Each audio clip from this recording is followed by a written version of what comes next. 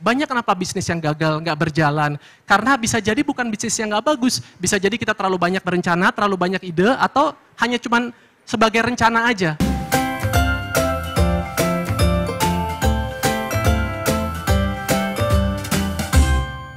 Satu sesi tentang strategi bisnis di era new normal. Nah Bang Adrian selain dari pegiat ya, atau pendorong aktivitas-aktivitas sosial ya, dan sangat-sangat ramah terhadap berbagai isu keumatan, ikut memikirkan bersama kita dan ikut berjuang ya, bahkan di salah satu live show yang pertama dulunya dia adalah host dan kami sempat hadir sebagai narasumber lah katakan. Di akhir acara demikian ringan tangannya gitu ya, ini saya sebut nggak apa-apa ya Bang Adrian, mudah-mudahan amal soleh yang sudah tercatat ya. Beliau saking mudahnya memberikan, dia langsung, kalau gitu saya bersedekah 10 juta rupiah waktu itu. Di live show-nya sendiri, padahal sebenarnya nggak boleh presenter kayak gitu. Dan kita doakan itu adalah langkah beliau, ilmu yang diberikan beliau, yang juga diikuti oleh banyak sahabat-sahabat public figure yang lain. Dan kita akan mulai dari beliau. Bang Adrian setelah 19 tahun di dunia penyiaran ya, di pertelevisian, lalu sebelumnya kuliahnya teknik, lalu terus sekarang munculnya di ekonomi keuangan yang terkait ya, bisa melihat langsung bagaimana dunia perkembangan keuangan syariah dengan konvensional. Bagaimana di era new normal ini? Seperti apa perkembangan-perkembangan yang harus kita cermati? Silakan Bang Adrian. Baik, terima kasih banyak Mas Nurman. Bismillahirrahmanirrahim. Assalamualaikum warahmatullahi wabarakatuh. Yang terhormat, yang kami sayangi, Abi, Amir Faisal Fat, Pak Ibnu, Mas Nurman, Pak Yudin, Bapak dan Ibu yang saya nggak bisa sebutkan satu persatu, baik yang hadir di Menara 165 maupun juga yang alhamdulillah sudah bergabung bersama kita melalui saluran online, baik di Facebook, di Instagram Live, dan juga YouTube dari Aksi Cepat Tanggap. Saya Adrian Maulana yang memang selama hampir 20 tahun Allah amanahkan bekerja di dunia pertelevisian. Namun kenapa saya di 4 tahun terakhir ini, saya akhirnya memantapkan untuk bekerja dalam industri keuangan, tepatnya dalam bidang investasi. Saya sangat tergerak tadi dengan apa yang disampaikan oleh Pak Ahyudin, bahwa kemiskinan ini adalah sumber berbagai permasalahan dalam kehidupan. Kita yang saat ini sadar bahwa Indonesia adalah umat Islam yang dominan lebih dari 80%, tapi kita sadari juga kita jugalah yang dominan akan kemiskinan. Jadi sudah merupakan satu kewajiban dan tanggung jawab kita yang hadir di sini maupun menyimak acara di sini, untuk kita harus menunjukkan kepedulian kita kalau memang kita di sini mengaku adalah sebagai orang yang beriman. Untuk itu saya juga ingin berpartisipasi dalam kehidupan yang Allah sudah titipkan kepada saya untuk memperdalam dunia keuangan. Kenapa? Karena saya sadar bahwa uang ini masih menjadi sesuatu yang sifatnya menjadi tolak ukur dalam aktivitas kita. Kita dihargai, kita diapresiasi dalam gaji, dalam honor, dalam fee, ataupun juga setarakan dengan tadi saham dan lain sebagainya. Tapi jarang atau masih sangat sedikit saudara-saudara kita yang mengetahui bagaimana cara kita dalam mengelola keuangan tersebut. Uang sering dikatakan ini sebagai sumber masalah, sumber musibah. Padahal uang itu sesungguhnya adalah hanya benda mati. Jadi jangan sampai kita hidup ini malah diperbudak dengan uang, tapi uang itulah seharusnya yang berada dalam kendali kita. Nah inilah yang saya perdalam, saya terapkan dalam kehidupan saya sejak saya mulai melek secara keuangan sejak tahun 2008-2009, tahun 2010 saya beranikan diri untuk mengambil lisensi-lisensi dari Kementerian Keuangan yang sekarang di bawahnya itu adalah namanya OJK, dulu namanya Bapepam, Badan Pengawas Pasar Modal, dan saya mungkin sampai hari ini adalah satu-satunya figur publik di Indonesia yang memiliki lisensi sebagai fund manager atau wakil manajer investasi. Dan saya sekarang bekerja di sebuah manajer investasi asal Inggris, yang mengelola dana 60 triliun rupiah. Hanya 50 orang di dalamnya termasuk office boy, termasuk driver, dan termasuk saya di situ. Dan saya diamanahkan sebagai pelaksana unit syariah. Karena saya sadar mungkin dalam kehidupan saya selama 20 tahun yang Allah juga berikan kenikmatan dalam harta benda gitu, popularitas. Tapi saya juga pernah berurusan dengan yang namanya riba. Dan ternyata Allah juga tunjukkan mahar dan kekuasaannya. Allah cabut kenikmatan-kenikmatan itu dari hari ke hari, tahun demi tahun sehingga tidak berbekas. Sehingga saya pikir ketampanan saya menurut banyak orang, keatletisan saya, harta yang saya miliki ini itu adalah semata-mata satu keberkahan. Melainkan itu adalah sebuah ujian yang dalam waktu hanya 28 menit Allah pernah cabut, di mana saya sudah sampaikan itu dalam YouTube channel saya. Allah angkat semua harta benda saya sekitar 600-700 juta hanya dalam tempo 28 menit, di mana rumah saya itu mengalami kerampokan. Saya tidak ingin artinya berpanjang lebar di situ, tapi disitulah saya sadar bahwa saya ini dalam melangkah bukan dari apa yang saya suka. Bekerja, berbisnis, bukan apa yang saya cintai. Bukan hanya semata-mata ini merupakan hobi kita. Tapi Allah suka nggak dengan yang kita jalankan itu? Kalau Allah nggak ridho, jangan pernah ngejalanin bisnis itu. Situasi sekarang di era yang dikatakan katanya kita akan menghadapi masa new normal, walaupun definisi ini juga saya rasa masih sangat bias. Apa sih yang dimaksud dengan new normal? Apakah dengan pemakaian masker, kita pakai hand sanitizer kemana-mana, apakah kita memakai mask? Wallahu alam.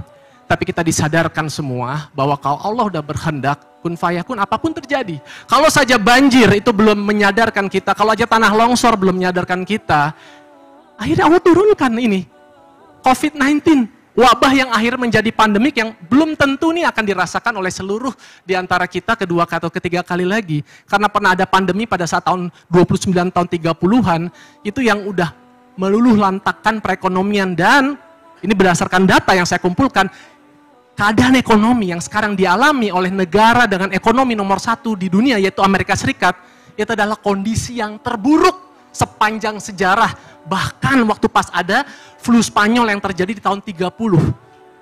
Per hari ini, jumlah pengangguran di Amerika sudah mendekati 20%. Tadi saya baru lihat di bisnis.com, sudah ada 44 juta orang-orang yang menyatakan mereka ini adalah miskin. Mereka meminta bantuan. Itulah yang menyebabkan akhirnya pemerintahnya ya menggelontorkan yang disebut stimulus. Mereka cetak uang.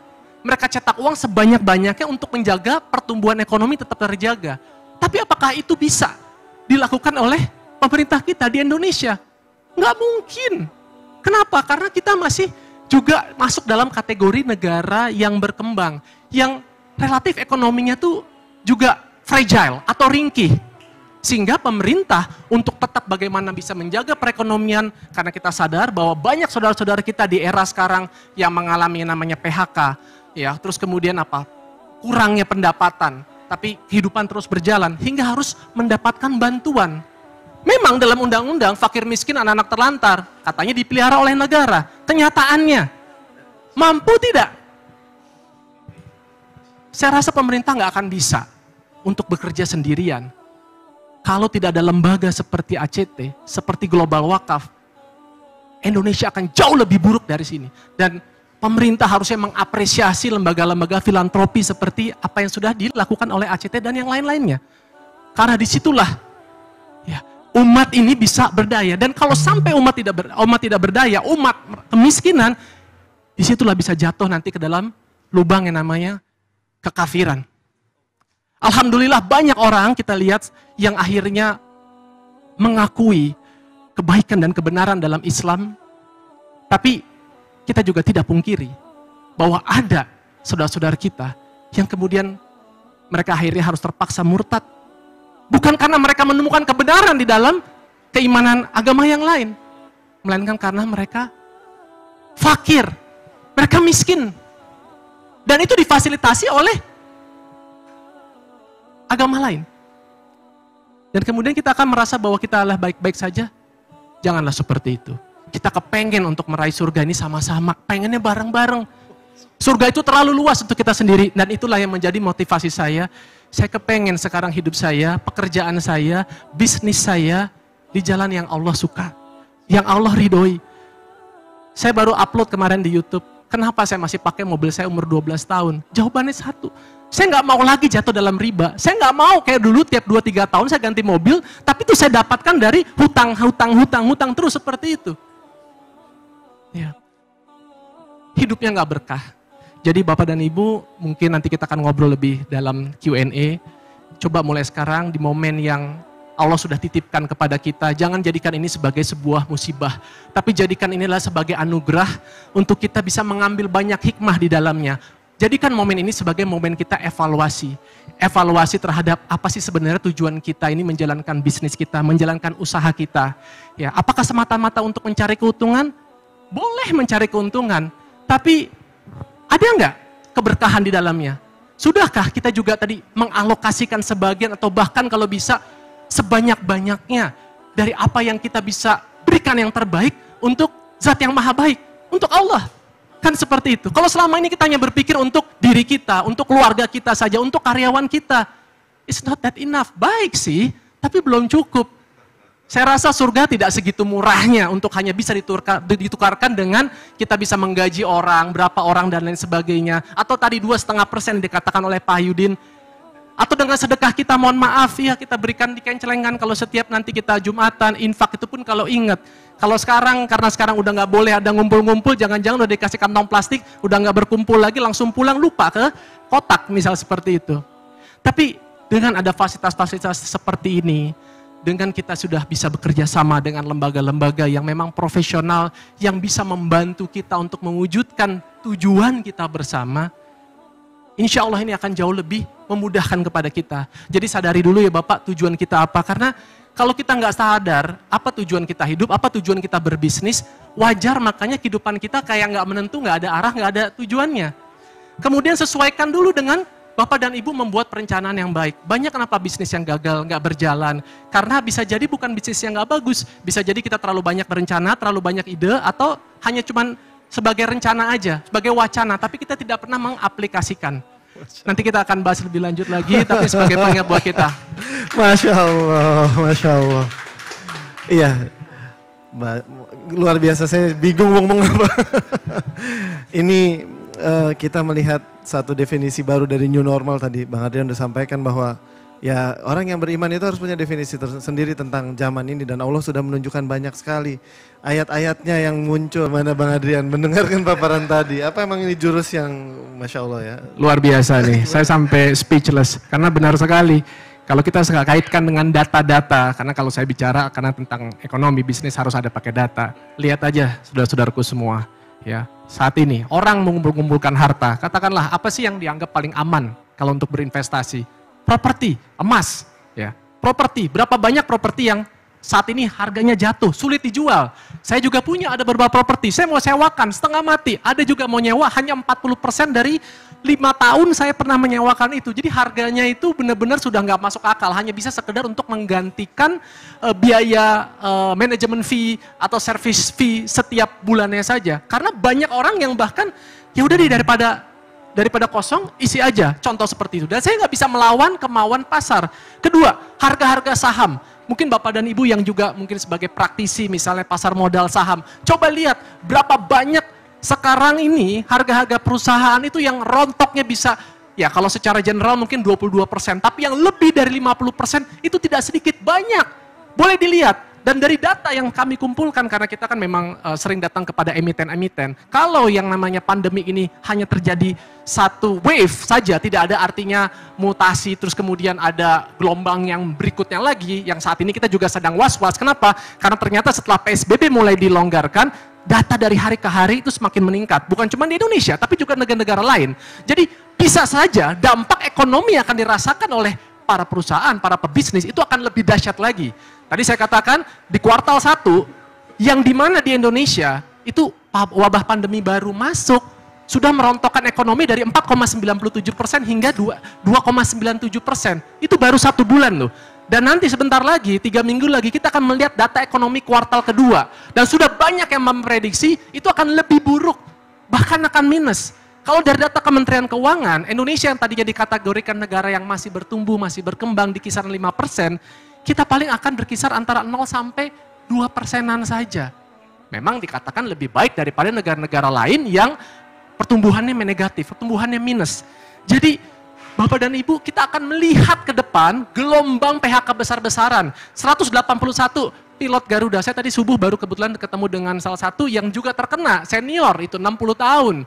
Dia tadinya bawa Boeing yang 777. Ya dia cerita, saya bukan pilot yang kontrakan, saya pilot tetap mas, saya udah 20 sekian, tapi saya mau nggak mau saya harus menyudahi. Dan kalau di usia saya seperti ini, saya mau kerja di mana lagi? Saya nggak bisa bersaing lagi dengan kalaupun keadaan membaik untuk bisa bekerja di airline karena udah banyak calon-calon pilot baru yang bisa bekerja, upahnya bisa lebih, mohon maaf, gajinya ataupun juga honornya bisa lebih murah, ya kan? Sehingga dia nggak punya kesempatan untuk bisa bekerja lagi. Contoh seperti itu. Jadi tantangan ini jelas ke depan. Tapi kembali di sini, saya bukanlah Muslim yang pesimis. Saya ingin mengajak kepada saudara kita semua, justru jadikan ini, momen saat ini adalah tadi, momen kita untuk mereset kembali, kita, apa sih sebenarnya tujuan kita dalam hidup? Apakah hanya sekedar, ya, membuang waktu, bangun pagi, terus kemudian kita beraktivitas, tidur lagi, seperti itu saja?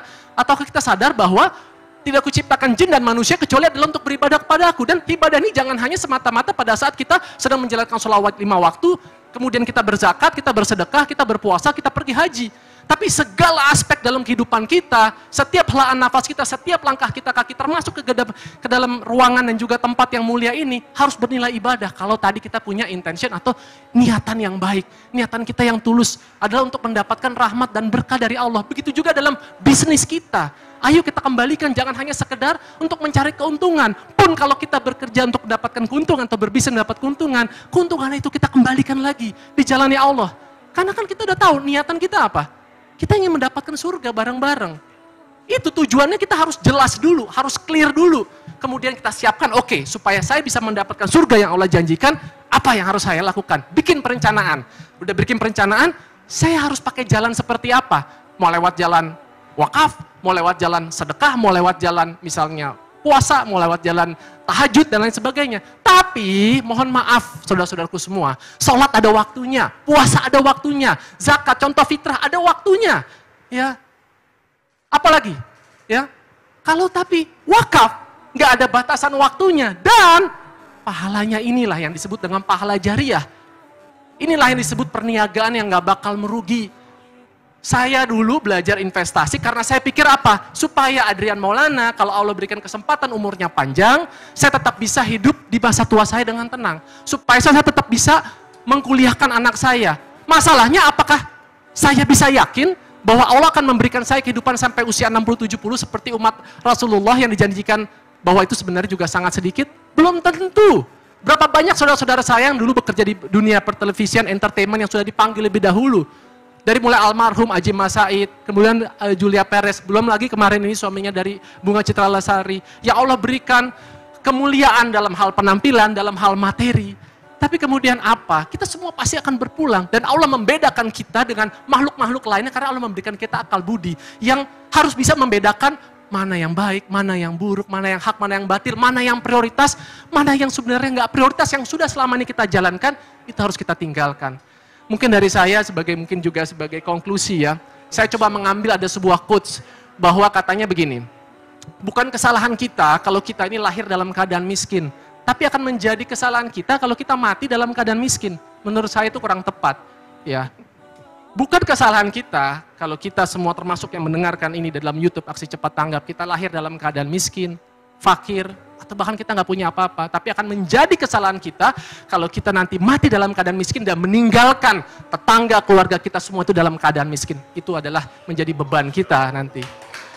Jadi ini hanya sebagai penyemangat buat saya pribadi juga gitu, dan juga siapapun yang menyaksikan acara ini, mudah-mudahan ini bisa menjadi sebuah ibroh, sebuah pembelajaran buat kita semua untuk kembali, ayo di momen ini janganlah kita berburuk sangka terhadap ketetapan Allah. Ya, karena Allah nggak akan memberikan apa yang namanya ujian, apa yang musibah, kalau Allah itu tidak memberikan kebaikannya. Karena selalu bersama dengan kesulitan itu pasti selalu ada kemudahan. Dan ada maksud di balik itu. Kita mungkin nggak tahu, tapi Allah lah yang maha tahu. Ya, semoga kita semua memang diberikan selalu kesehatan, diberikan kemuliaan oleh Allah Subhanahu wa taala, keluarga semua kita bisa masuk surga sama-sama nanti. Amin amin ya robbal alamin. Saya kembalikan lagi ke Mas Nurman. Masya Allah.